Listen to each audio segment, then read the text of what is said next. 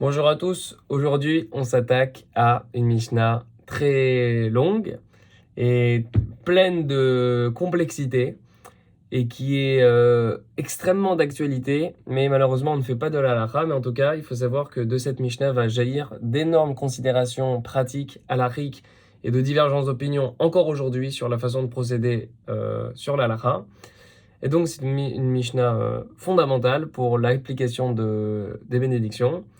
Et on va essayer de toucher un petit peu du doigt ce que peut nous apporter cette Mishnah, donc la 5e Mishnah du 6e chapitre du traité Brachot. On commence, si vous le voulez bien. Berach alayain shelifne Amazon. Avant le repas, petit apéritif dans lequel il va faire une bénédiction sur le vin. Il va prendre un peu de vin, notre cher monsieur, avant le repas, avant de manger motzi, il va se prendre un petit verre de vin. Donc il a fait la bracha sur le vin qui est avant le repas. Patar et ayayin chez les ahar Amazon. Il a exempté le vin qui est après le repas. On va déterminer c'est quand après le repas. Donc j'ai fait la bracha sur le vin avant le repas, j'ai acquitté le vin qui est après le repas. Berach al aparperet chez l'ifne Amazon. Il a fait la bracha sur les aliments d'accompagnement qui ont été servis avant le repas. Patar et aparperet chez les achar Amazon. Il a exempté les parperet, donc les aliments qui accompagnent les aliments d'accompagnement. Il a accompagné ceux qui sont après le repas. Donc j'ai fait la bracha sur la parperet avant le mazon, avant le repas. J'ai acquitté la parperet qui est après le mazon, après le repas. Berach à la pâte. Il a fait la bénédiction sur le pain. Patar et à parperet. Il a exempté les éléments d'accompagnement. À la parperet. Par contre, s'il a fait une bénédiction sur l'accompagnement, le patar et à pâte, il n'a pas exempté le pain. Bet Shammai Omrim. Les Bet Shammai ils disent Af lo maase kedera, que Bet Shammai dit que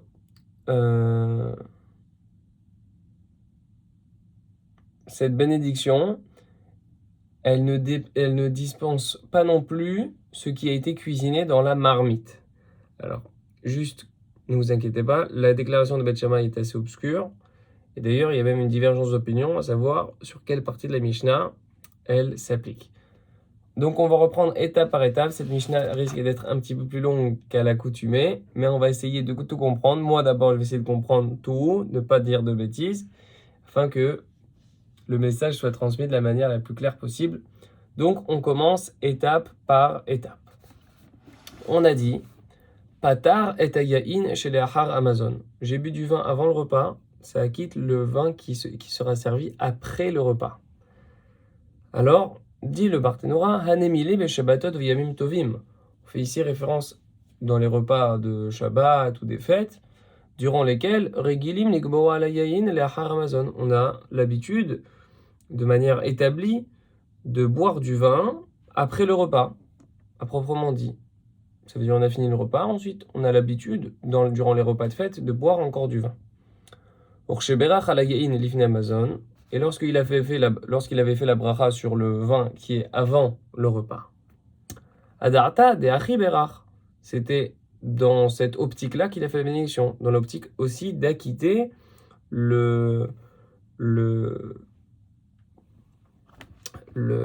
geffen, donc le vin qu'il allait boire à la fin du repas. Pour chez berach yayin chez l'ifne Amazon. Donc justement c'est ça. Excusez-moi, j'ai sauté une ligne. Donc, lorsqu'il avait fait la bénédiction sur le vin avant le repas, c'était dans cette optique-là.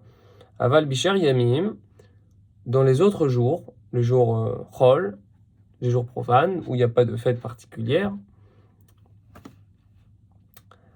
chez Enregil Milikboa Atzman Alayain, les Achar Amazon, durant lesquels il n'y a pas une habitude particulière de boire du vin à la fin du repas. Ça veut dire on a fini le repas. Non, on n'a pas vraiment l'habitude de boire du vin. C'est une habitude qui est propre aux jours de fête et de Shabbat.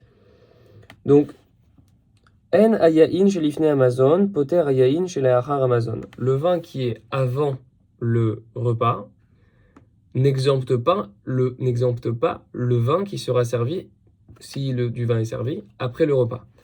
Ça veut dire que puisque, en fait, tout c'est une question d'intention.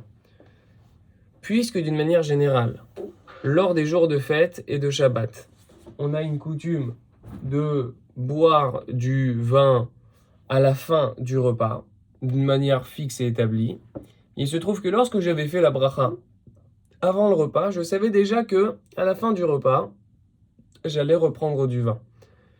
Maintenant, puisque d'une manière générale, les jours qui ne sont pas saints, donc les jours profanes, si il n'y a pas d'habitude établie de boire du vin à la fin du repas, s'il se trouve que j'avais fait la bracha sur du vin avant le repas, on dit que d'une manière générale, il n'avait pas pensé à acquitter un hypothétique vin qu'il allait boire à la fin du repas, puisque ce n'est pas l'habitude.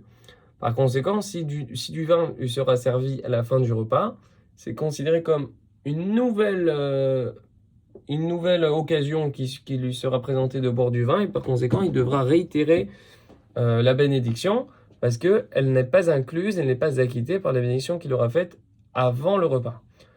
Lorsqu'on parle de ici après le repas, faisons bien attention, et justement va le dire le Barthénora, Mechol, les Achar Amazon d'Etanan Bematnitin, à chaque fois qu'on dit Achar Amazon dans notre Mishnah, Hainu les Achar Shisilku Yedehem Inapat. On fait ici référence à l'étape, à l'instant duquel on a décidé de ne plus manger. Kodem chez Yevarecho Birkat Amazon. Par contre, c'est avant le Birkat Amazon. Ça veut dire, voilà, on a décidé d'arrêter de manger et on nous sert maintenant du vin. On veut plus manger, mais on n'a pas encore fait le Birkat Amazon. On est encore à table. Mais c'est juste qu'on veut plus manger. Ça y est, on veut plus manger de pain, on a fini le repas. Maintenant, il y a du vin qui nous est servi.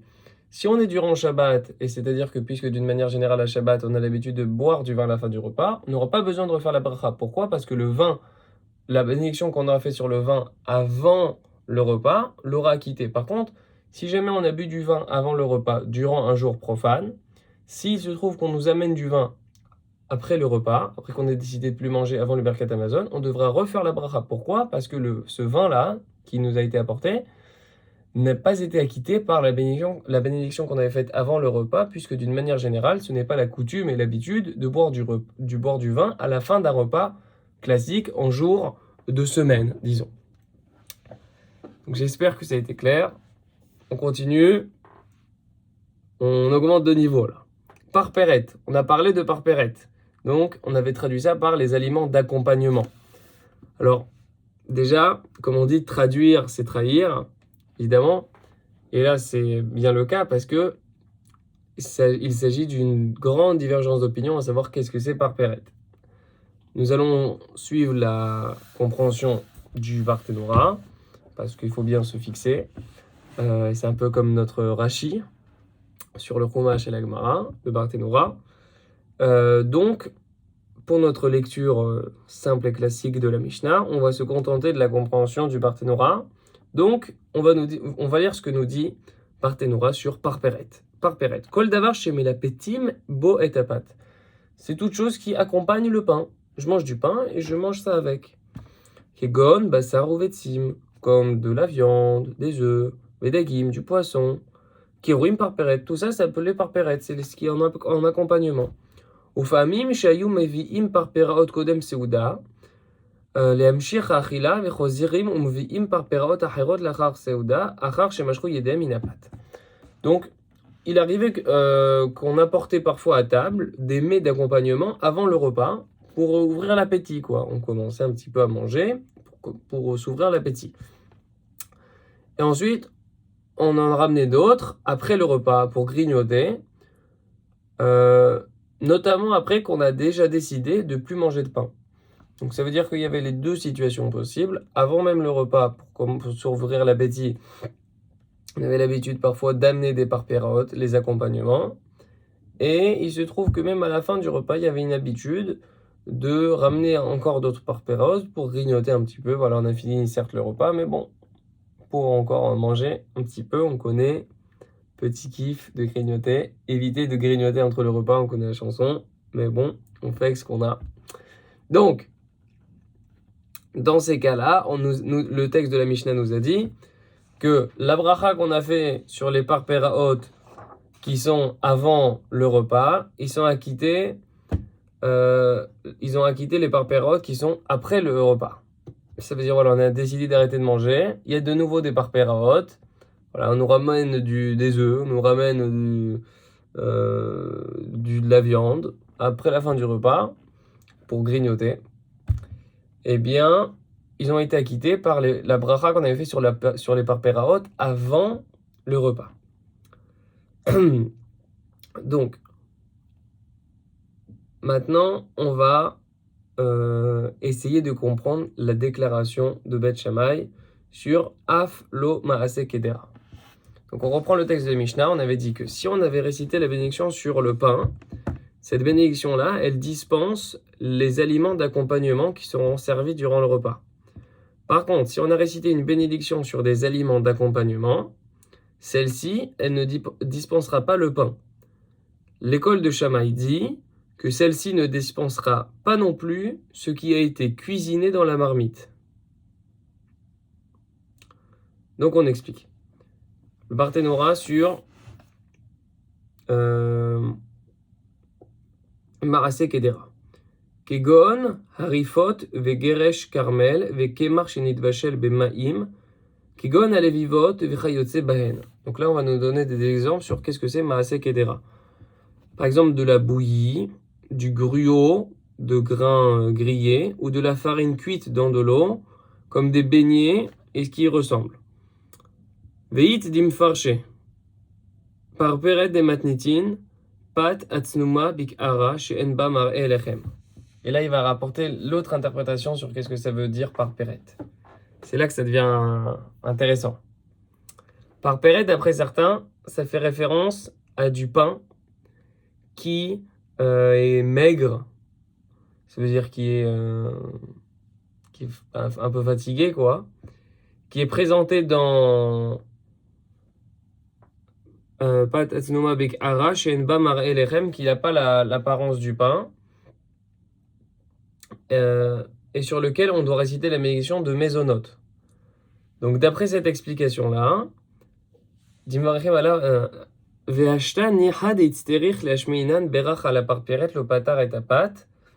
donc maintenant on comprend l'intérêt de la Mishnah de nous enseigner que si jamais on avait fait la bénédiction sur les parpérettes, ça acquittait pas le pain.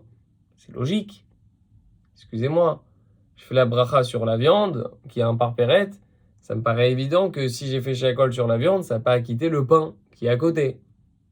Pourquoi tu m'enseignes ça, la Mishnah? Alors justement, si on comprend que par péret, ça fait référence ici à du pain qui a pas vraiment la forme d'un pain, et par conséquent, on récite mésonote dessus, dans un cas pareil, on comprend pourquoi c'était nécessaire de nous enseigner que le par péret n'acquitte pas le pain. C'est-à-dire, Afalgav dehi nami minpat, bien que le parpéret, d'après cette explication-là, ressemble en quelque sorte à du pain, malgré tout, il n'acquitterait pas le pain qui est à côté. Ça veut dire que j'ai fait la bracha sur le parpéret, boremine mezonot, bien que j'ai fait une bracha sur un truc qui ressemble à du pain, ça n'a pas acquitté le vrai pain qui est à côté. Donc, et nous dit le Barthénora, avalma asekedera patar. Par contre, il a acquitté le plat en marmite, le plat qui a été cuisiné dans la marmite. Donc on explique.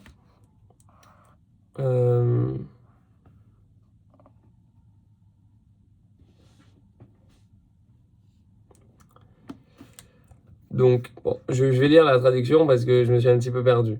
Donc, selon cette explication, on comprend désormais la pertinence des propos de notre Mishnah, car il fallait bien nous apprendre que celui qui aurait fait une bénédiction sur des parpérarot, en l'occurrence borimine mezonot, il n'acquittera pas le pain, dont la bénédiction c'est amotzi lechem min haaretz. Et ce, bien que les parpérarot constituent également une sorte de pain, dans la mesure où elles ont aussi un pouvoir nourrissant.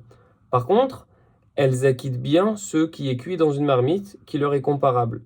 Et donc c'est sur ce point que l'école de Shammai est pour sa part d'avis que de la même façon que si on a fait la bénédiction de Borim et Mezonot sur les parpéraot, on n'acquittera pas pour autant le pain, ainsi en sera-t-il concernant ce qui est cuit dans une marmite qui ne sera pas acquitté par la bénédiction récitée sur les parpéraot, bien que les bénédictions soient la même, en l'occurrence Borim et Mezonot. Ah, magnifique. Ça veut dire, après Beth Shammai, j'ai fait la bracha sur les parpéraot,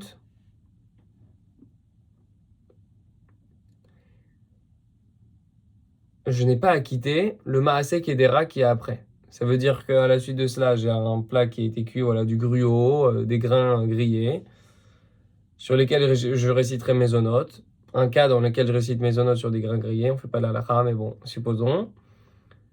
Si j'ai fait la bracha sur les parpéraot, où j'ai fait Baruch Ata Hashem Elokeinu melech haolam borei minei mezonot, d'après Beth Shammai, je n'ai pas acquitté le Maaseh Kedera, ce qui a été cuisiné dans une marmite, sur lequel je dois encore réciter Borei minei mezonot. La halakha n'est pas comme Beth Shammai, mais il faut comprendre le raisonnement, enfin la pensée de Beth Shammai. De quoi on parle ici? On parle en fait du cas où, en fait, de la même façon que les parpéraot n'acquittent pas le pain, ça veut dire que ce sont deux éléments qui se ressemblent. On a dit d'après la deuxième interprétation, le parpéraot, ça fait référence à du pain qui n'a pas vraiment une allure de pain, mais qui a les mêmes propriétés nutritives. C'est pour ça qu'il a, sur certains égards, il ressemble à du pain. Mais il n'est pas totalement du pain. C'est la raison pour laquelle on récite la bénédiction de Mezonot dessus. Donc, on avait dit que de la même façon que le parpéraot, la parpéret, donc ce pain qui n'est pas vraiment du pain, n'acquitte pas le vrai pain, de même, d'après Beth Shammai, si j'ai fait la bracha sur les parpéret, je n'ai pas acquitté le Maaseh Kedera, ce qui a été cuit dans une marmite, bien que leur bénédiction soit la même. Ça veut dire chaque chose est un élément qui est propre et qui nécessite donc une bénédiction qui lui est propre. Donc, on a terminé cette Mishnah. On va reprendre parce que il y a très certainement des éléments qui ne sont pas très clairs. On va résumer assez rapidement et revenir sur les points qui n'étaient pas super évidents. Donc, on a dit que si on avait fait la bracha sur du vin avant le repas, j'aurais acquitté le vin qui serait servi à la fin du repas. Nous avons précisé que dans quel cas la Mishnah parle-t-elle? C'est dans les cas comme Shabbat ou Yom Tov où on a l'habitude de boire du vin à la fin du repas. En quel cas, si jamais on me servirait du vin, je n'aurais pas besoin de refaire la bracha puisque j'ai déjà fait la bracha sur le vin avant le repas. Par contre, si ce cas-là se présentait en semaine, puisque l'habitude c'est qu'en semaine on ne boit pas de vin à la fin du repas, on serait dans un cas dans lequel il faudrait refaire la bénédiction, bien qu'on l'ait déjà faite avant le repas, puisque ce n'est pas l'habitude, la coutume de servir du vin, et donc il se trouverait qu'on serait dans une nouvelle occasion de boire du vin, et lorsque j'avais fait la bénédiction à l'origine, avant le repas, ma bénédiction ne se reposait pas, en tout cas dans mon intention, sur le vin que j'allais boire à la fin du repas, parce que je ne m'y attendais pas à ce que du vin soit servi, puisque nous sommes en semaine. Ensuite, nous avons vu que si on avait fait la bénédiction sur la parpéret, et on avait vu qu'il y avait deux interprétations au moins possibles qui étaient évoquées dans le Barthénora, donc d'après certains, parpéret, ça fait référence à n'importe quoi qui accompagne le pain, des œufs, de la viande, du poisson. D'après d'autres, parpéret, ça fait référence à une sorte de pain, mais qui un peu rassis, quoi, qui est maigre, et qui n'a pas vraiment une forme de pain, mais qui a les mêmes capacités et propriétés nutritives.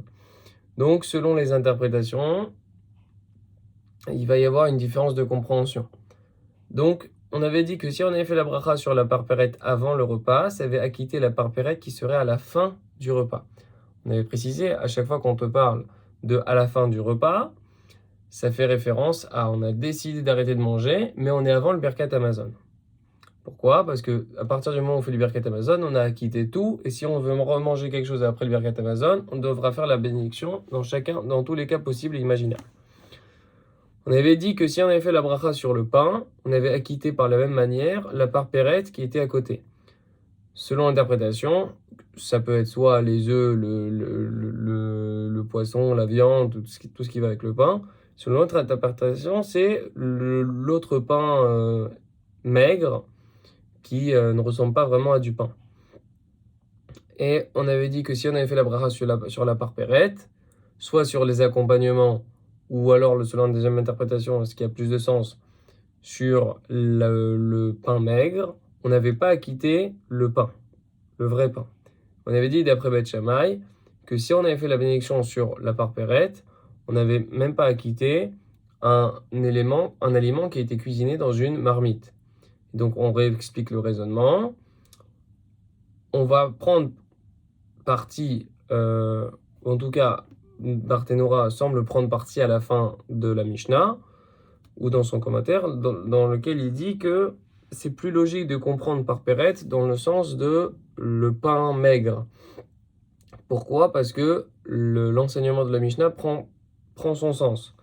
À savoir que lorsqu'on nous dit que lorsqu'on a fait la bracha sur la parpérette, on n'a pas acquitté le pain, c'est plus intéressant de nous apprendre ça si on dit que parpérette c'est le pain maigre. Par contre, si tu me dis que parpérette c'est juste de la viande et des œufs, c'est logique que si j'ai fait la bracha sur la viande ou des œufs, j'ai pas acquitté le pain.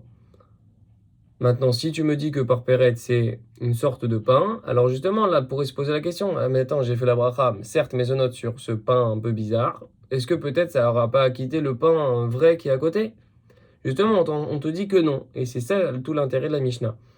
Et Beth Shammai, justement, va te dire, de même que le parpérette, donc le pain un peu bizarre, n'acquitte pas le vrai pain, bien que ce soit deux éléments qui sont similaires, de même, lorsque tu as deux éléments qui sont similaires, à savoir le parpérette, le pain un peu bizarre, et le maaseh kedera, qui est un plat cuisiné, bien que sur les deux tu doives dire mésonote, puisque ce sont deux éléments qui sont distincts, bien qu'ils soient semblables, tu dois réciter la bénédiction de mésonote sur chacun. On avait précisé que la halakha n'était pas comme Beth Shammai et que si jamais on avait fait la bracha mésonote sur un parpérette et qu'à la suite de ça, on voulait manger un plat qui est maaseh kedera, un plat qui a été cuisiné dans une marmite, on n'avait pas besoin de réciter la bénédiction sur le maaseh kedera puisqu'il avait déjà été acquitté par la bénédiction de mésonote qui avait été faite sur les parpéraot. J'espère avoir été clair, c'est une Mishnah qui est assez difficile.